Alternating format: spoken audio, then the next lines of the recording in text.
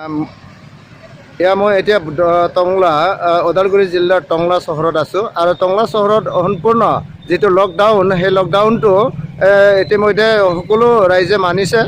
দুই এজন দেখা গৈছে আমাৰ টংলাত কিছুমান বজাৰ কৰা আৰু ডক্টৰৰ তাত অহা তেওঁলোকে আহি আছে, কিন্তু ইয়াতে আমাৰ পুলিচ প্ৰশাসনৰ আৰু পুলিচ প্ৰশাসনৰ পৰা লকডাউনৰ যিটো মানিবলগীয়া কাম সেই মানিবলগীয়া কামখিনি তেওঁলোকে কৰি আছে। তেওঁলোকে মানে সদায় ইয়াতে সমাগম হৈ আছিলে, মানুহৰ ভিৰ আছিলে, কিন্তু আজি তৃতীয় দিন লকডাউনৰ, সেই তৃতীয় দিনতো দেখা পাইছোঁ যে এইখনত মানে লকডাউনৰ যিটো নিয়ম মানিব লাগিছিলে সেইখিনি নিয়ম মানি আছে।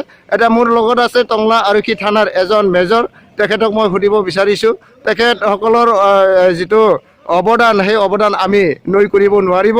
এতিয়া ছাৰ, আপোনালোকে ইয়াতে ডিউটি কৰি আছে, ডিউটি মুহূৰ্তত আপোনালোকে কেনেকুৱা কি ধৰণৰ কৰোনাৰ ভাইৰাছৰ প্ৰতিৰোধ কৰাৰ কাৰণে যিটো ব্যৱস্থা ল'ব লাগে সেইটো ৰাইজৰ পৰা কেনেকুৱা সঁহাৰি পাইছে? ৰাইজৰ পৰা সম্পূৰ্ণ সঁহাৰি পাই আছোঁ আমি।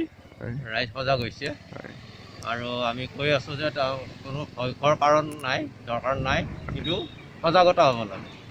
সাৱধান হ'লে কোনো অসুবিধা নাই, সেইমতে ৰাইজে মানিছেও আৰু এতিয়ালৈকে আমি একো অসুবিধা পোৱা নাই।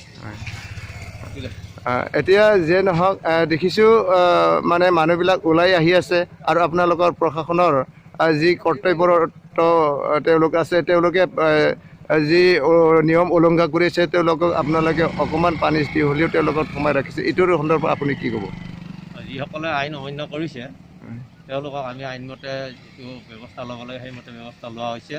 আৰু যিখিনি মানুহ দুই এজন দেখি আছে সেইবিলাক মানে আপোনাৰ যিখিনি ইমাৰ্জেঞ্চি যেনে মেডিকেল, ফাৰ্মাচী বা অন্যান্য অফিচৰ যিবিলাক যোৱা মানুহ সেইবিলাক আছে, তেওঁলোকৰ পাছ আছে, কাৰ্ড লোৱা আছে আৰু এইবিলাক আমি চেক কৰি চব দাঙত দিয়া আছে। এয়া টংলা থানাৰ টংলা আৰক্ষী থানাৰ আৰক্ষীৰ তেওঁ এজন মেজৰ, তেওঁ আজি কৰ্তব্যত আছে টংলা চহৰত। তেওঁ ইয়াত টংলা টাউনত যিখিনি ৰাইজে ওলাই আছে তেওঁলোকক বুজাই পঠাইছে কৰোনাৰ সজাগতা কেনেকুৱা আমি হ'ব লাগে, এয়া আমি দেখা পাই আছোঁ।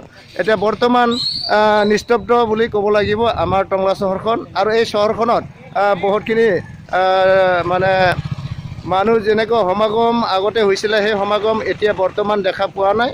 দুই এজন আহিছে যোনে মানে এৰিব নোৱাৰা কাম তেওঁলোকে এইখিনি কৰি আছে। যিয়ে নহওক এয়া মই দেখাইছোঁ।